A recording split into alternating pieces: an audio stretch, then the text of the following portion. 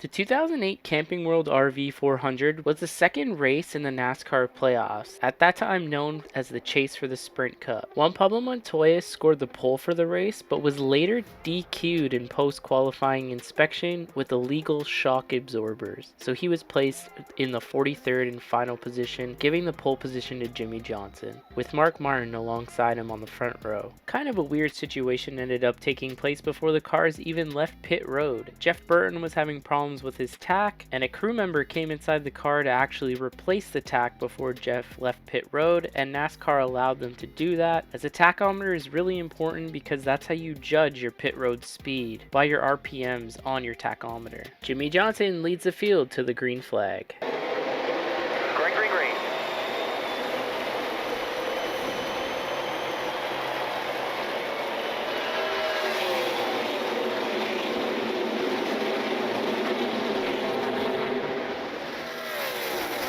They are going to black flag the 07. This car, Clint Boyer, for passing before the start, and that's huge. That's going to put him in a huge hole because he's going to have to come down pit road at pit road speed.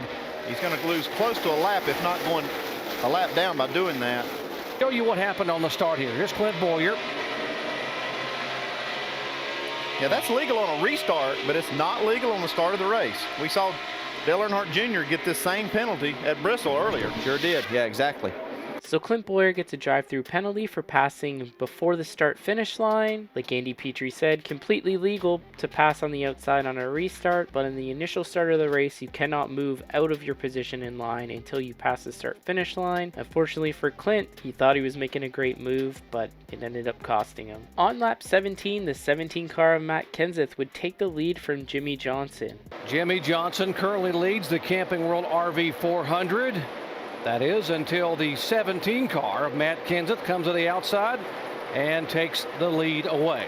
Really early on in the race, Kyle Busch began to experience engine trouble as he was losing several spots and was clearly down on power going down the straightaways, getting passed by everyone. Kyle said to his crew that the fuel pressure gauge was junk, leading them to believe it was a fuel pressure problem. Fuel pressure gauge, junk. Kyle would stay out on the racetrack despite his issues. If you remember the 2008 season, this was Kyle's first season with Joe Gibbs Racing, and he had quite the year. Kyle won 8 races in the regular season and was definitely the championship favorite going into the chase. However, this was the third race in a row to start the chase that he would have mechanical problems, and this would effectively just eliminate him from championship contention altogether. The race lead would change hands once again when Martin Truex Jr. passes Matt Kenseth on the outside in turn number 4 to take the lead of the race. On lap 42, green flag pit stops for the leaders would begin on lap 50. As shortly after losing the lead, Matt Kenseth was the first one of the leaders to hit pit road for 4 tires and fuel in a scheduled green flag pit stop. There was kind of a scary moment on pit road when Carl Edwards was leaving his pit box as Brian Vickers was coming in, and the two accidentally made contact. Thankfully, there was no major issues here, except both cars and as well as Tony Stewart losing a lot of time. See, he's ready to go, and he pulls out of his pit stall. Oh, he was way past his pit stall whenever this 83 of Brian Vickers just cut right across the nose of this car. Well, it cost him a lot of time, but it could have been a lot worse damage, Andy. He did a good job. And then the best thing was Alongside the 12, watch this 83.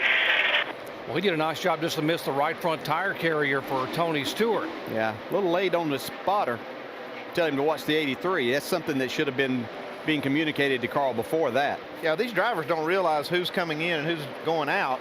He probably thought this 83 car was just going to keep going down pit road and didn't expect to see that left-hand turn. Yeah, and we've talked about before how difficult these cars are to see out the back. That's why the spotters are really helpful. Upon the completion of the green flag pit stops, Matt Kenseth would cycle back around to the front of the field. The first yellow flag of the race would fall on lap 76 when Ryan Newman got into the outside wall and a piece of debris came out from underneath his number 12 Dodge, putting debris on the racetrack. Although watching this replay, I never actually saw anything fall out of the back of the car, and I think NASCAR just said that as around this time, the phantom debris cautions were a pretty big thing. All the leaders would come down pit road and Matt Kenseth would win the race off pit road to maintain the lead of the race. However, though, he had to come back in and put on a missing lug nut, which sent him to the back of the field. This would put the restart in the hands of Casey Mears, who took 2 tires on his pit stop.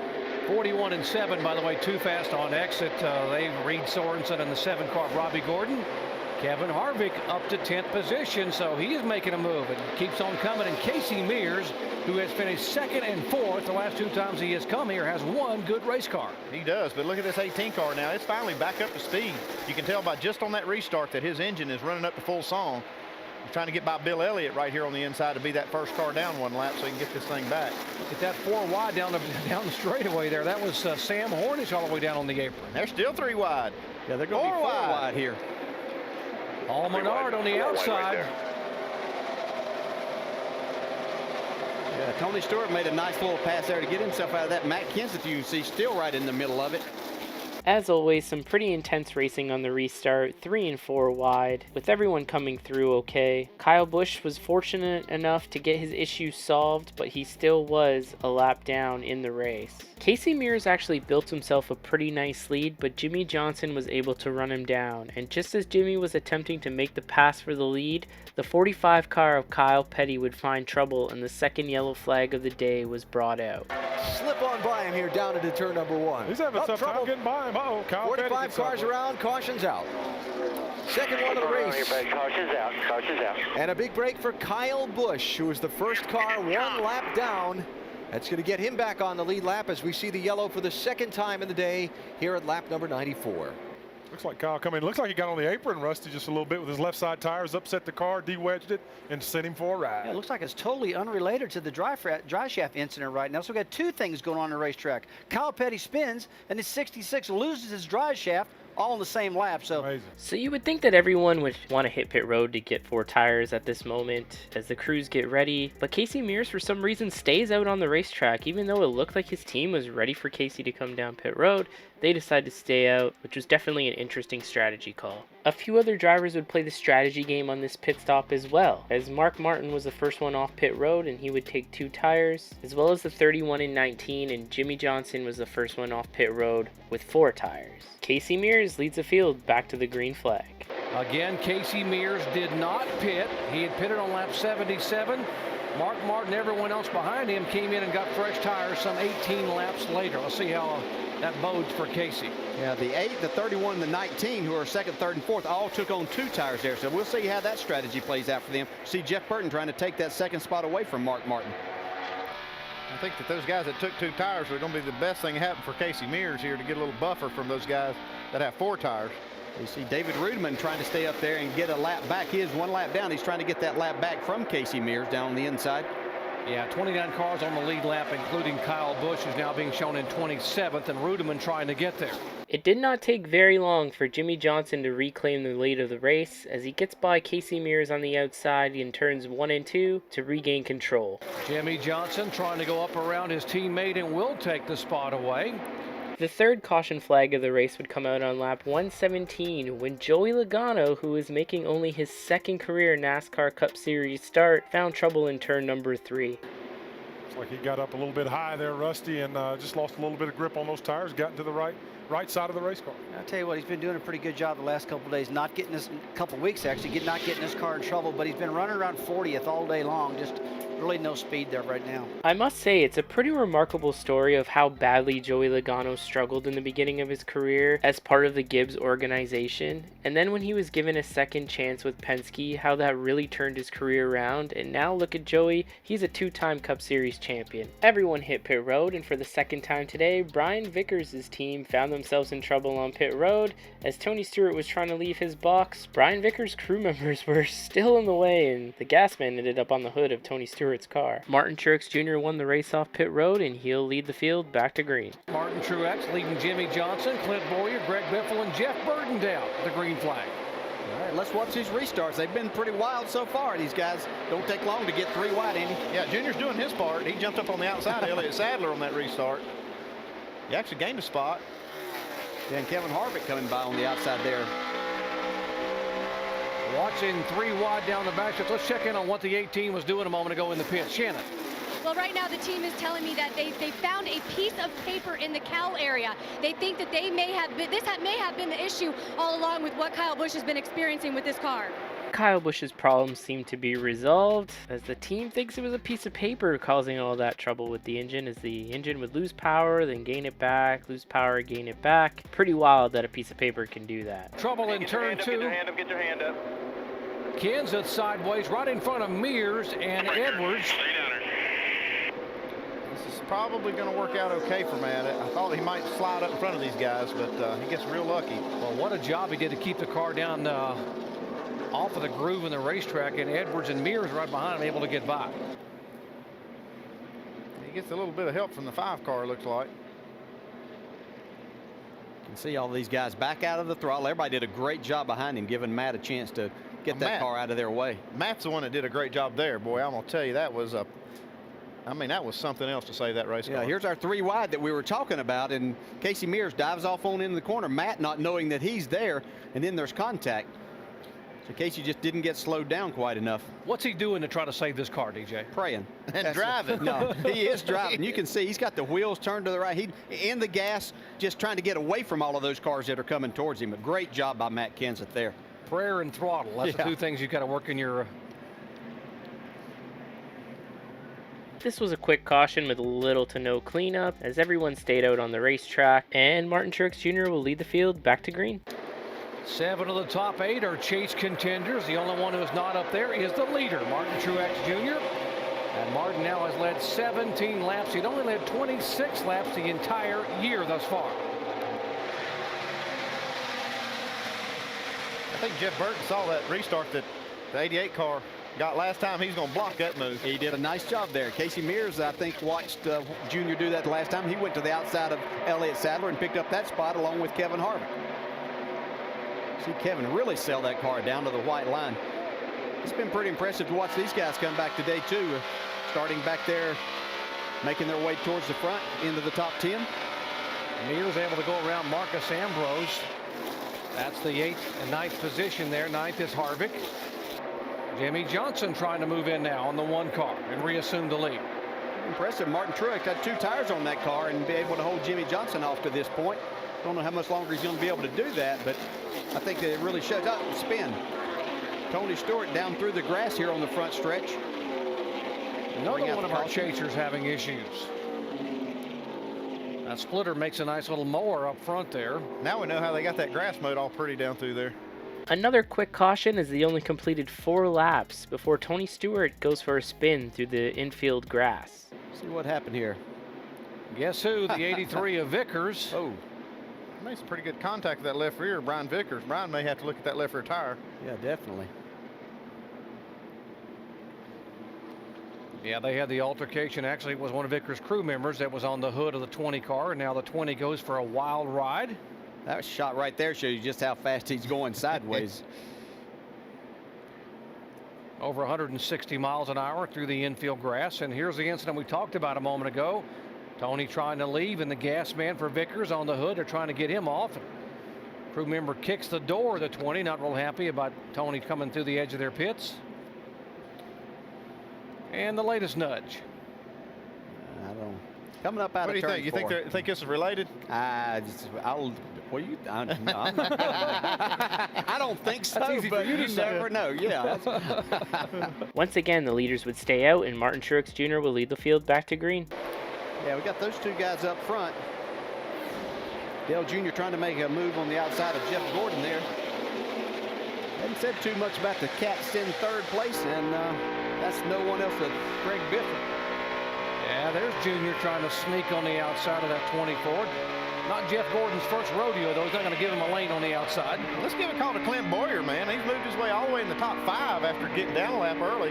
Yeah, that's very impressive. He could come back. He's done a great job so far. Still holding off Jeff Gordon, barely holding him off. Man, he about lost that car. Loose there, yeah. Almost into the 47. Jeff's going to take advantage of that. Move to the high side of him. Take that 4th spot away.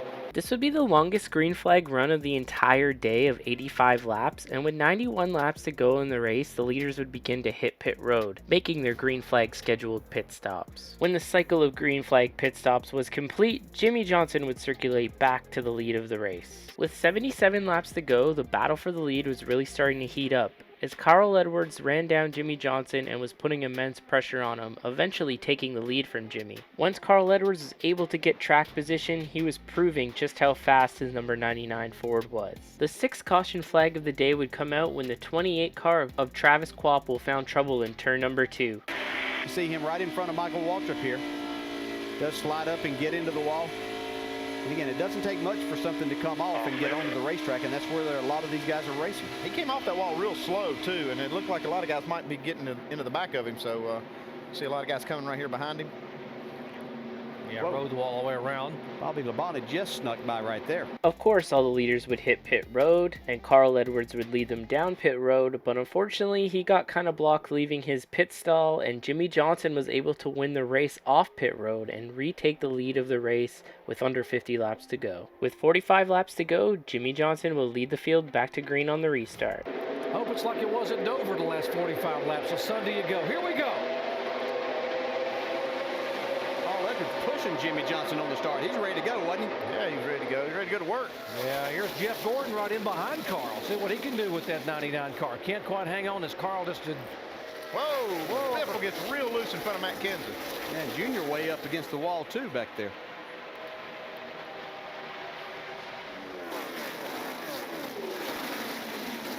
Saw the 9 car down there a moment ago in front of Jeff Gordon. Casey Kane is a lap down. Oh, got a spin. And Got one spinning off of 4. we saw the big one here a year ago, and there were a handful of chasers involved, and it cost them dearly. All clear. 6 jacked you up right there. Just 4 laps after the restart, the 7th and final caution of the race would come out when Michael Waltrip and Sam Hornish Jr. made contact in turn number 4, sending Michael Waltrip spinning to the entrance of pit road, but both cars were able to continue on. Contact? Yeah, David Reagan looks like got it just a little bit in the back of Michael Waltrip, and that sent him up into the 77 of Sam Hornish. Could have been a lot worse than what that was. We had a big wreck here last year. Michael Waltrip was actually in the middle of all that, too. This could have been big. That's just what happens. These restarts are really tight. Again, these guys have on fresh tires. Everybody's racing for their positions here. We've got just over 40 laps to go. David Reagan was just in a little bit more of a hurry than what Michael Waltrip could get going. Watch Bill Elliott just get by the 21 car. There goes Elliott, just got by. Boy, how about Hamlin driving down pit road? Yeah, it's a nice move. None of the leaders came to pit road during this caution, and Jimmie Johnson will lead the field back to green with 38 laps to go. All right, boss. Pace cars in. Be ready. Be ready. Ready. Be ready. Be ready. Green flag. Green flag. Green flag. They're clear. Still there. Still inside.